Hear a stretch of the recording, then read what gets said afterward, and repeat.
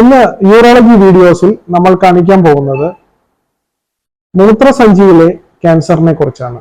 അതിന്റെ ഓപ്പറേഷനായ TURBT അല്ലെങ്കിൽ transurethral resection of bladder tumour എന്ന് പറയുന്ന ശസ്ത്രക്രിയയെ കുറിച്ചാണ്.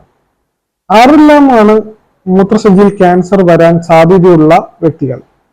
പുകവലിക്കുന്നവർ, അല്ലെങ്കിൽ പുകയിലുമായി ബന്ധമുള്ള ആൾക്കാർ, അതുപോലെ തന്നെ ഒരുപാട് കാർസിനോജൻസ് ആയിട്ട് ബന്ധം വരുന്ന ജോലിയുള്ള ആൾക്കാർ, ലെഡ് എന്ന് പറയുന്ന മൂലകം അധികമായി ഉള്ള പെയിന്റ് പോലെയുള്ള ഇൻഡസ്ട്രിയിൽ വർക്ക് ചെയ്യുന്ന ആൾക്കാർക്ക് മൂത്രസഞ്ചിയിൽ ക്യാൻസർ വരാനുള്ള സാധ്യത കൂടുതലാണ്. മൂത്രസഞ്ചിയിൽ ക്യാൻസർ വന്നാൽ അതിന്റെ തുടക്ക സമയത്ത് തന്നെ കണ്ടുപിടിക്കുകയും അത് നമുക്ക് പൂർണ്ണമായി എൻഡോസ്കോപ്പി വഴി നീക്കം ചെയ്യാവുന്ന ഒരു ശസ്ത്രക്രിയയാണ് TURBT എന്ന് പറയുന്നത്. അതിനെക്കുറിച്ച് നിങ്ങൾക്ക് ഞാൻ ഈ അനിമേഷൻ വീഡിയോയിൽ കാണിച്ചു തരുന്നതാണ്.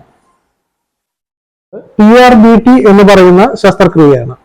മൂത്രസഞ്ചിയുടെ അകത്തേക്ക് നമ്മൾ ക്യാമറയുള്ള ഒരു എൻഡോസ്കോപ്പ് കടത്തിവിട്ടതിന് ശേഷം മൂത്രസഞ്ചിയുടെ മുകളിലായിട്ട് നമുക്കൊരു ട്യൂമർ കാണാം.